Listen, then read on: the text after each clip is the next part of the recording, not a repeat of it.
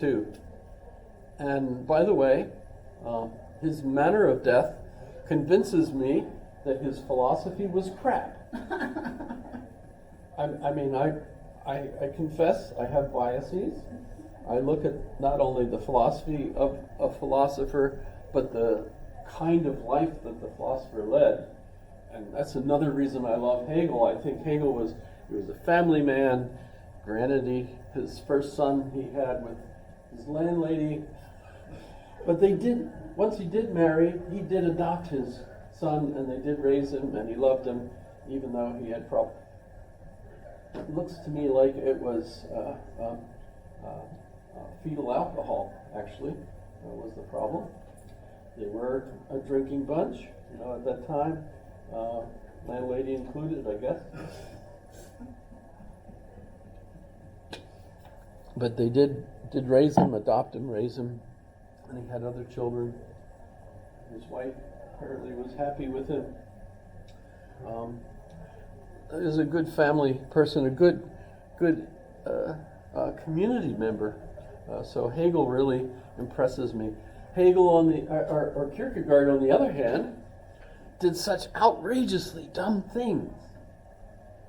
I remember reading about him, The Diary of a Seducer. Now remember, when I read this, I'm a young man prior to being married, and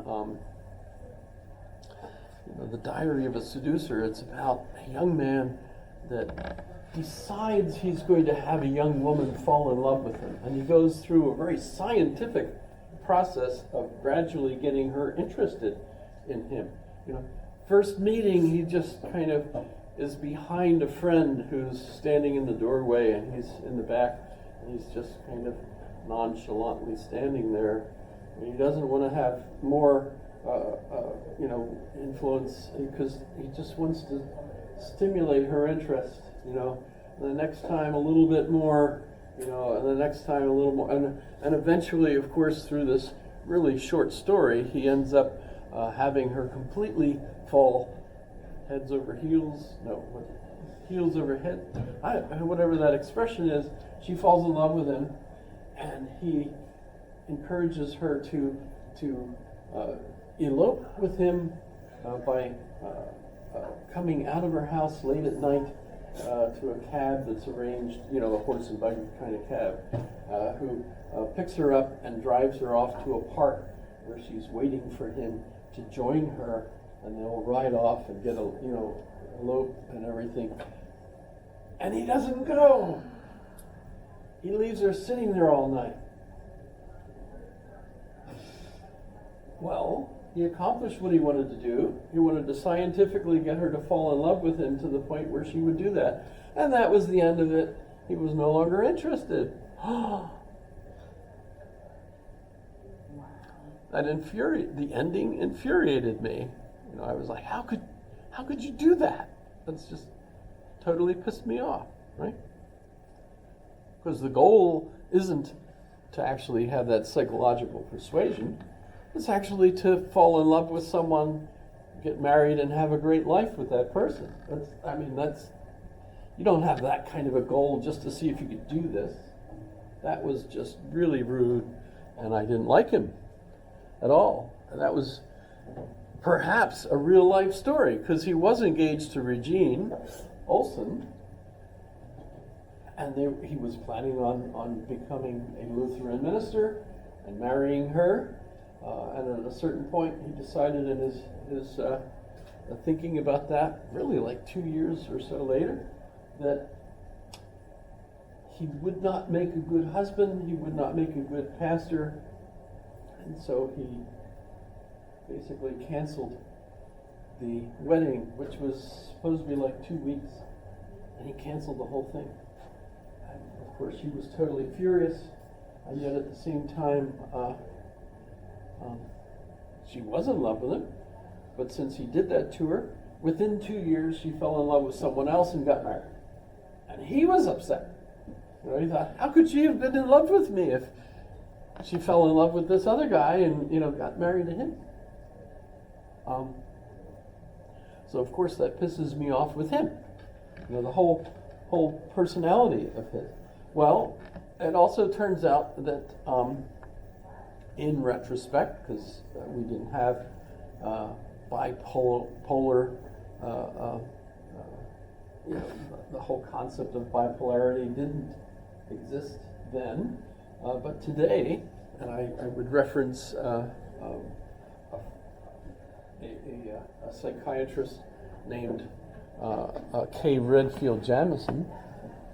I'm not going to pull up because it's not showing on the screen. But Kay Redfield Jamison. By the way, I thought it was really neat that the dancer who died pronounced her name Jamison. There's not that many of us that spell it that way that actually pronounce it that way, so that was kind of neat. But Kay Redfield Jamison, no relation, wrote, besides several really fascinating books. One of them was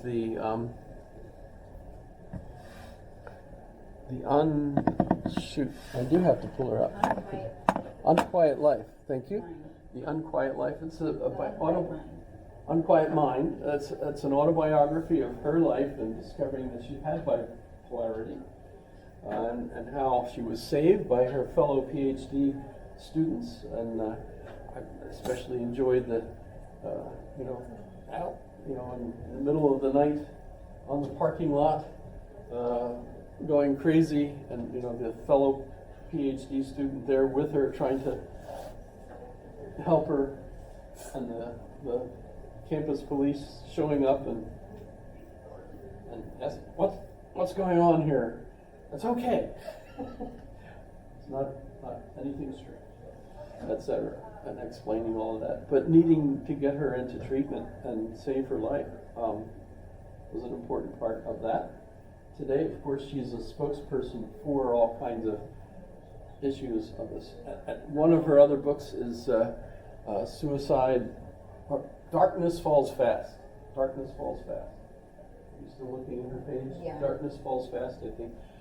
And it's about how quickly suicide becomes an issue for a person. They're just so dark and it happens so quickly. But she also has a book called Touched by Fire. And in that she describes a bunch of different philosophers. William James is another one, but Søren Kierkegaard is one, where she retrospectively identifies that they had bipolarity, that they had these certain... Are you familiar with what bipolar disease does to a person? It creates manias. You go through cycles. It starts a little bit when you're like in your teenage years usually, then through your 20s it sort of gets worse depending on the individual and circumstances. But what tends to happen is the manias are wonderful because you're so smart, so active, accomplishing so much, and everybody's so thrilled with you. It's terrific, but then you crash and you have a real low. But you recover and you have another mania, and everything is just absolutely incredible and you're doing great. And then you have another crash, and what happens is the manias and the crashes keep getting bigger and bigger as they go, until eventually when you're in the crash, you love the manias, she says, because you're doing so much. It's such a great period in your life, and yet at the same time when you have the crashes, you can't even get up off the ground and you want to die. You just, and they get worse and worse. And at the time that she first experienced them, they had, I forget what the medicine is, but they started using this medicine and it worked. But the trouble is it kept you from having the manias as well as the crashes. And that was horrible because she lived for those manias. And so the trouble with it is, okay, well, you don't have the crash, but you want the mania to come back, so you give up the medicine. Lithium? Lithium, thank you. I was thinking lithium, but I thought, lithium? That's what they make batteries out of. What are they? Also the same thing they give. They give people. At least then, I don't know if they still use it. So thank you, by the way, for, since I don't have the screen for you guys. It looks like it ought to work, but it's like asleep. But thank you for using your devices in order to help with my references. But so, anyway, I didn't check to see whether they were Catalan or what kind of Spanish they were. I don't know how to figure that. But in any case, the books that she writes looks, the way she describes from her own experience, it sounds an awful lot like Kierkegaard might have had the same thing. And of course, he didn't have the medical treatment that we have today. And he might have been hoping to prevent Regine from having a life that he thought would be terrible. So maybe that's a defense in his breaking up with her. I still would recommend that he had gone ahead and gotten married and tried to have that career, even though he had this obvious medical problem, because it could have helped. Could have helped, actually, instead of making things worse. Sure, it's a burden on other people. But there's other psychological characteristics of the Kierkegaard family. The father had been married previously, the wife died, and the maid of the wife was pregnant. And in fact, they had to get married before the normal mourning season was over, because she had the baby 5 months later, and that was Soren, actually. All of the father's children came from the maid rather than the previous wife. But in any case, the father was convinced that he had cursed God and that he was being punished and that all of his children would die early. And in fact, they did actually die early. But the family was cursed. That's really a moody, Danish kind of story, his biography.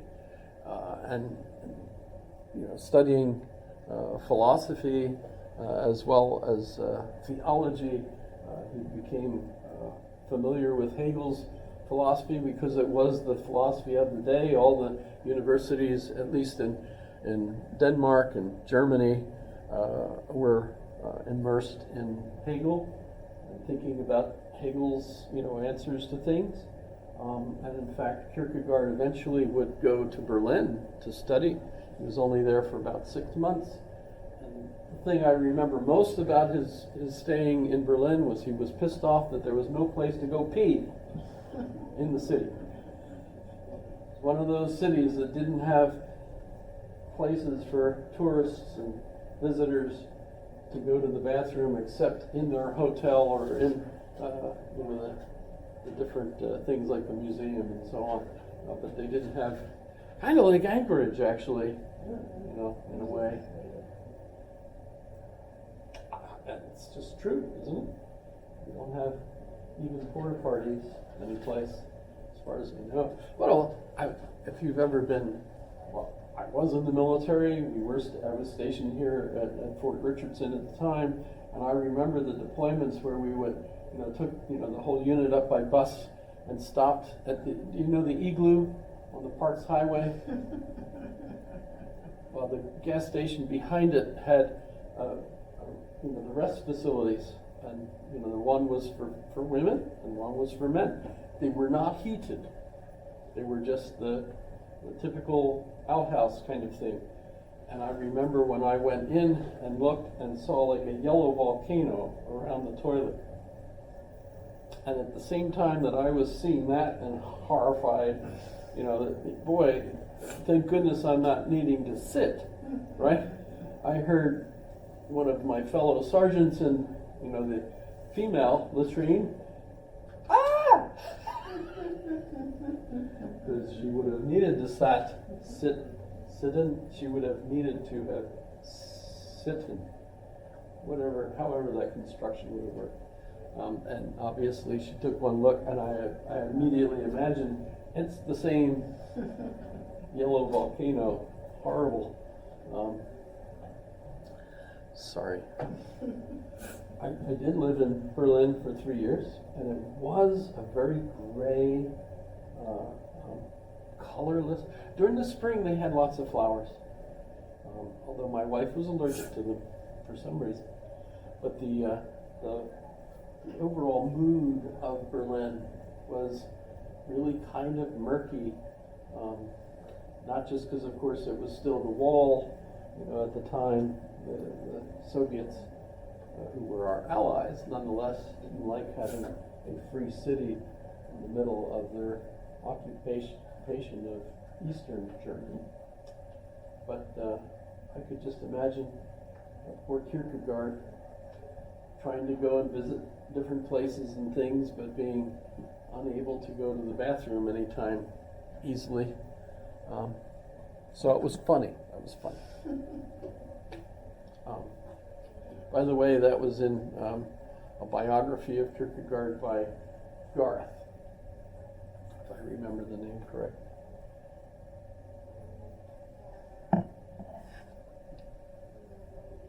So I don't like him. And in fact, on my slideshow here, I have at the very first slide, I say, warning, studying the following philosopher may be dangerous for your mental health. Because I think he is, actually. This is existentialism, existence philosophy, says Friedrich Schelling. And by the way, when he was in Berlin, he did attend the lectures of Friedrich Schelling, who, at the point where historically he was there, and by the way, Karl Marx was also a fellow student of Schelling in Berlin at the same time. They didn't know one another, pretty sure, 200 some people in the auditorium listening, probably not going to become familiar with everybody in the group, especially because Kierkegaard didn't speak German very well, and so he's a Danish speaker, and his German probably wasn't the best. But in any case, Schelling, remember, was a roommate of Hegel and had a lifelong interrelationship with him that was very positive while they were young, and then had a breaking point because Hegel's philosophy kind of took center stage and left Schelling, relatively speaking, in the dust. And that broke them up, obviously. But Hegel died at the age of 62, and Schelling lived much longer. And so, after Hegel, who had been the head of the university in Berlin, and you can see a bust of Hegel on the corner of, I forget the name of the street. It'll come to me though. Unter den Linden. So the main street is Unter den Linden, which means under the, what are the linden trees called? It's a kind of tree which they had all up and down the street. And that's also where the Siegers Sala, which is the angel with the golden wings on the memorial, the victory statue, which obviously, only worked occasionally for the Germans. But so Hegel's bust is there. But the university is not associated primarily with Hegel at all, but instead is associated with the brothers Wilhelm and Friedrich. What do you think? Should I retire if I'm not able to remember all this stuff? I don't know. It helps having the Friedrich was the one that we have. The current that goes up along the coast of South America is called the. Okay, that didn't help. Berlin University founder, and it's Humboldt, von Humboldt. The Humboldt. You've heard of it, right? The Humboldt currents. He's the one that discovered that the oceans are actually all integrated, and that what happens over here is related to what happens over here, etc. That's I think I mentioned the author Wolff, Andrea Wolff, who wrote Magnificent Rebels, earlier wrote The Invention of Nature, and it's all about Humboldt. Not Wilhelm, but Friedrich. But the university in Berlin is Humboldt University. And they have a statue of the two brothers. As you go into the main building, which once you get into the main hall, they still have a great big quote from Karl Marx inside the entranceway, which says, "The point is not to understand the world, but to change it." Karl Marx. What a arrogant thing to say. He's another one I don't like, actually. There's a lot of lacking of humility in the. There's not a lot of humility. Just so you know, I'm the most humble person in this room and proud of it. That's very funny.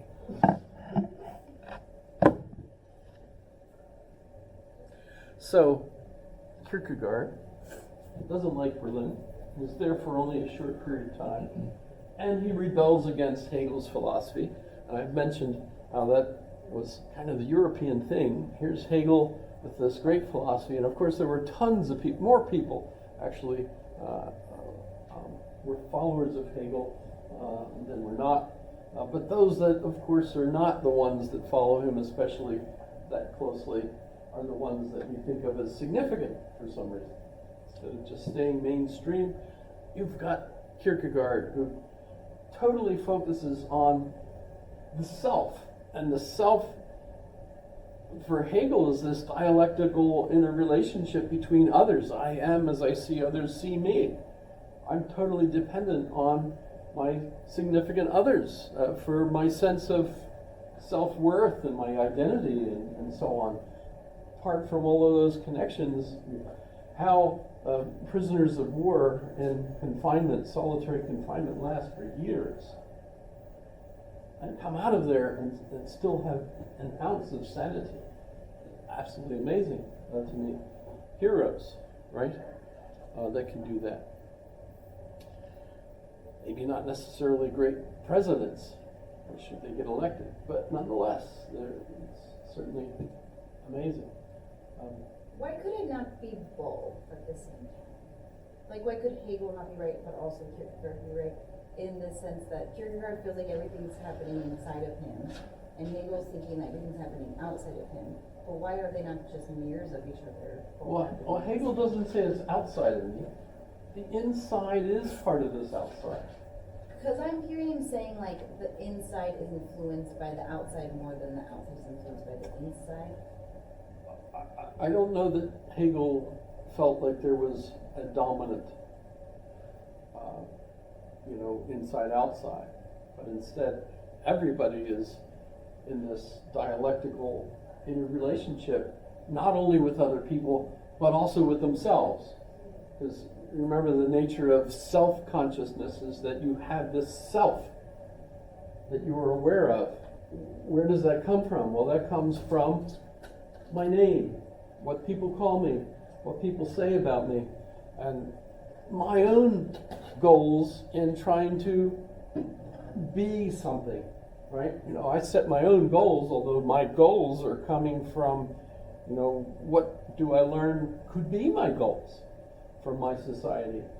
So, for Hegel, it's not like one side is dominant and the other one, is not, or vice versa. And that's the mistake that Kierkegaard and Marx are both going to make. For Kierkegaard, it's the individual that has to make their choice. And the society doesn't ignore the society, but he says the society doesn't make that choice for you. You have to make that choice. You're existing, and then you have to create yourself. You're there, but you're the one that has to create who you are. And this is kind of the heart of existentialism. When we look at other existentialists, for example, Jean-Paul Sartre, perhaps the most famous of them, in his big book, which is a big book, I remember reading through it, underlining all over the place and so on, in English, I confess, but as reading through it, just all these French convoluted phrases, I am what I am not, and I am not what I am.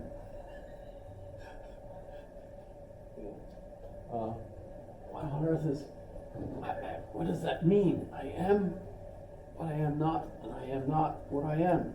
Well, this is Sartre's interpretation of this dialectic that Hegel gives us as the self-consciousness. On the one hand, I have this conscious sense of who I am, my self-consciousness, right? What I think of as me, but I'm not that. That's just my imagination about what I am. My description based on what other people say and what I think of as myself, and so I imagine myself as this. And just as when I'm in a dialectical interrelationship with someone else, and I'm trying to imagine what they're thinking, that's not really them. Well, in this case, that imaginary self that I think of as me isn't really me. So I am not what I am, that self that I think of as me. I'm not that. Instead, I am what I am not. Let me see if well, it's not going to help because of the stupid screen. I'm really dependent on that. Sartre. I am what I am not, and I'll just leave it at that, because the consciousness that says I am is not the same as the consciousness that thinks. He believed that the notion of a self, this is an AI overview,